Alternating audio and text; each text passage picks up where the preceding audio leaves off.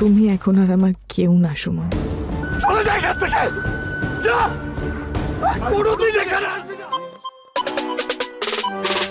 সিনেমার কাজ প্রায় শেষের দিকে। গত অক্টোবর থেকে 1 মাস মুম্বাইয়ে চলেছে বরবাদ ছবির শুটিং, যেখানে অংশ নেন শাকিব খান ও ইদিকা পাল সহ অনেকে। আপাতত শুটিং বিরতি, আর এই ফাঁকে এলো ছবির প্রথম পোস্টার। বুধবার রাজধানীতে বরবাদ ছবির পোস্টার উন্মোচন করা হয়। এই অনুষ্ঠানে শাকিব খান বলেন, সিনেমার গল্প শোনানোর জন্য নির্মাতাকে 15 মিনিট সময় দিয়েছিলেন তিনি। গল্পটা শুনে তার ভীষণ পছন্দ হয়, পরে পুরো সিনেমায় করে ফেলেন তিনি। বরবাদ সিনেমার নির্মাতা মেহেদী হাসান হৃদয় প্রসঙ্গে শাকিব বলেন, আমি মেহেদীকে চুজ করিনি, সেই আমাকে নিয়েছে।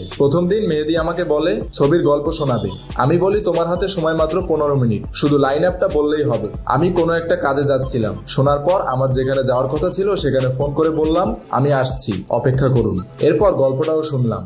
তিনি আরো বলেন, গল্প শোনার পর তাকে বললাম তোমার কি প্রডিউসার আছে নাকি আমি ইনভেস্ট করব? সে বলল, ভাইয়া আপনি এখন পর্যন্ত যত বড় বাজেটে কাজ করেছেন তার চেয়ে যদি বড় বাজেটে কাজ করতে না পারি সিনেমাই করব না। সিনেমাটি নিয়ে ব্যাপক আশাবাদী শাকিব খান জানালেন, এটি সব ছবিকে ছাপিয়ে যাবে। তার কথায়, একটা সময় বলেছিলাম আমাদের ছবি আন্তর্জাতিকভাবে রিলিজ হবে হলিউড বলিউডের সঙ্গে। এখন আমাদের সিনেমা বিশ্বের 60টি মহাদেশে মুক্তি পায়।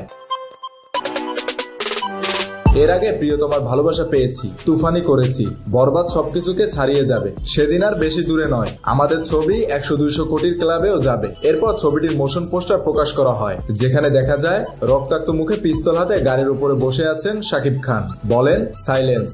প্রসঙ্গত, বরবাদ ছবির মাধ্যমে আবারও পর্দায় ফিরছেন শাকিব খান ও ইদিকা পাল।